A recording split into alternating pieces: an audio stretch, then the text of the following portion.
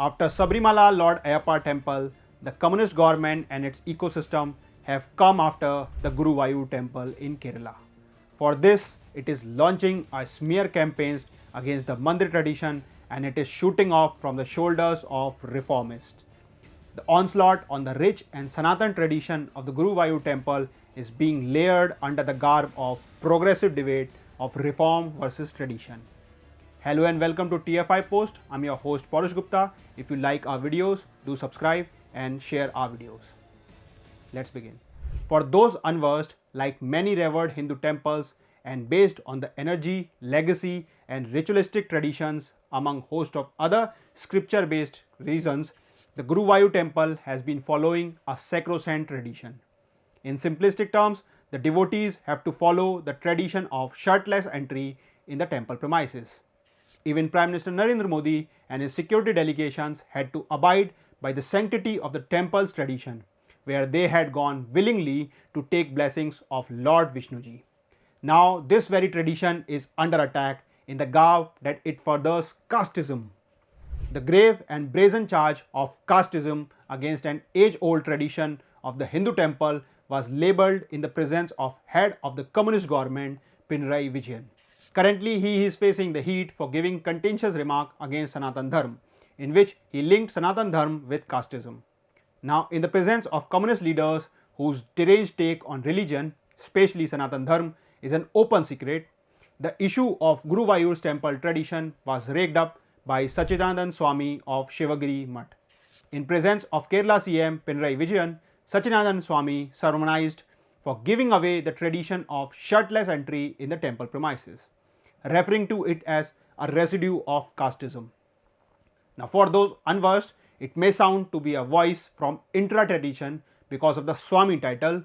The fact is, Shivagiri Mutt was founded by Narayan Guru, who is considered a social reformist in Kerala. Guru's philosophy is considered to be rooted in Advaita Vedanta.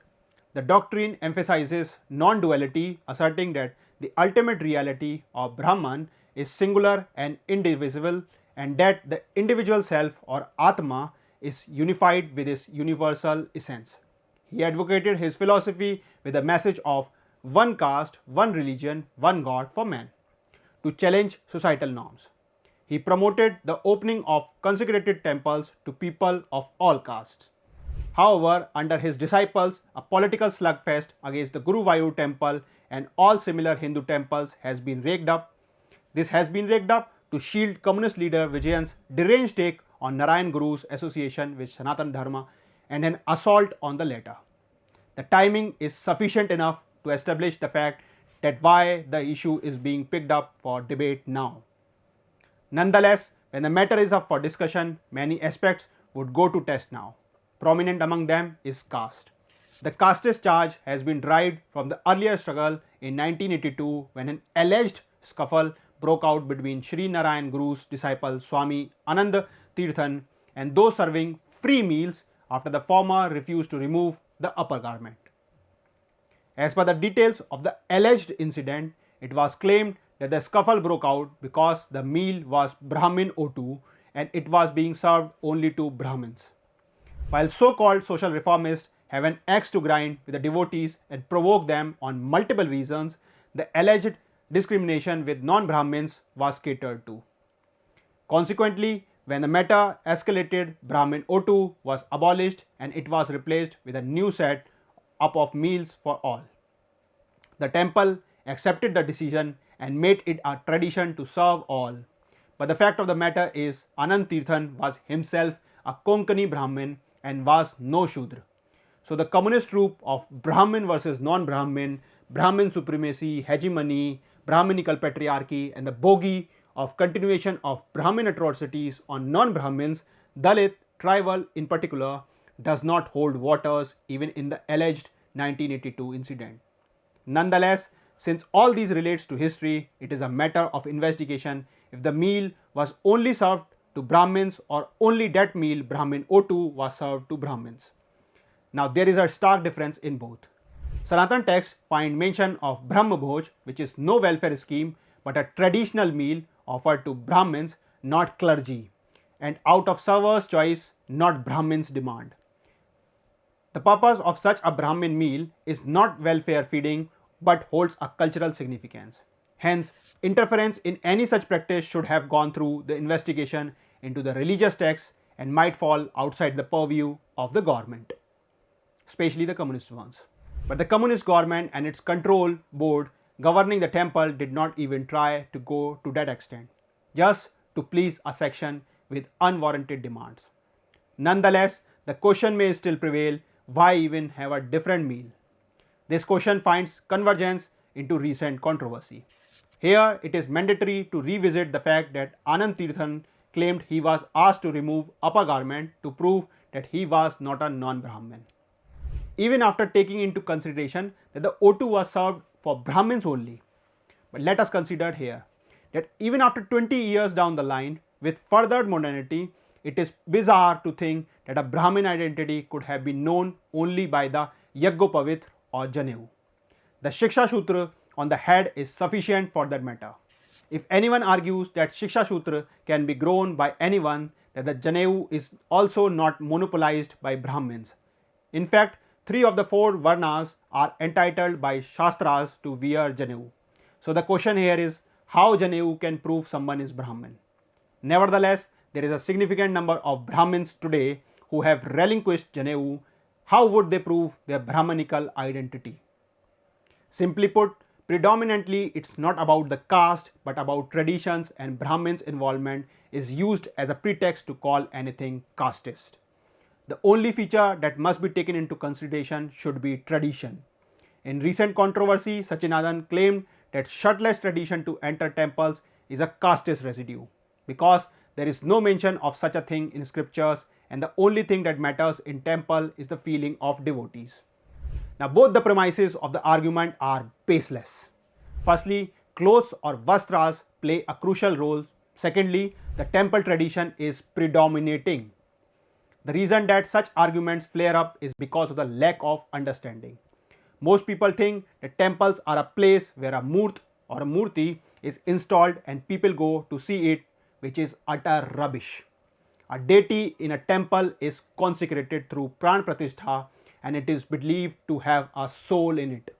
This makes a deity completely different from other murat installed anywhere, let's say home.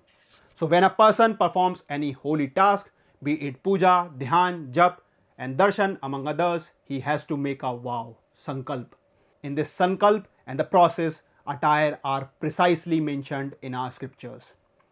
The shirt or any modern cloth for that matter is stitched and is bent to perform such tasks. In Mahabharata, there is a slok which roughly translates to any religious task cannot be performed by wearing clothes that are stitched, burnt, eaten by mice or worn by others before, unquote. It busts both the arguments of Sachinanand, but on the question of feelings of devotees, it plays a key and central role, but about public morality. As per his argument, any person with shorts would also get a free pass as there is no device to check the feelings of any devotee. Pragmatically, attire creates a line which should not be crossed by those who have faith in temple and deity and who feel an urge of darshan over the choice of what they would wear or how they would look inside the temple. Besides, it is also quite hilarious to see that people favoring Sachinanand have previously voiced for plurality and diversity across the country. The communist and the opposition bloc as a whole has often indulged in hate-mongering against Hindi, Sanatan Dharma, Hindu Rashtra, one nation, one election, etc. under the preposterous trope that they want to crush diversity and impose uniformity. Contrarily, in case of temples, they want to standardize over the individualistic traditions of the revered Hindu temples, which has its own rationale and scriptural backing. Temples across India follow their own customs and traditions which make them vibrant. People from North, Northeast, West India travel to the southern part of India and embrace the Vesti or Mundu cheerfully. Not even once a feeling of adversity comes to their mind. For sure, there is no place for racial, caste-based discrimination at any place. But any instance, it must be proved whether a custom is intentionally discriminatory or is it actually a tradition. Secondly, this must also be understood that temples are no public places. I repeat, temples are no public places. While they may be open to the public, their rights to practice and profess their religion and their custom is constitutionally protected. Any attempt to meddle in their affairs would be a breach and must not be accepted on moral grounds. The current issue is raked up by those who lack understanding. They are politically motivated and they are essentially not the ones who have faith in the particular sect which is under consideration. And hence, morally and logically, their opinion holds lower esteem than a common individual who, irrespective of caste, has faith in Guruvayur and other Hindu temples.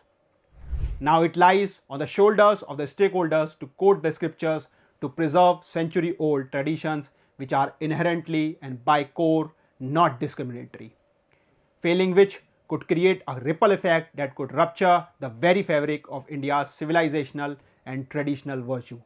And make no mistake, no caste upliftment would be done even after that, because essentially the so-called path of upliftment is being taken where there is no inherent discrimination. Thanks for tuning in.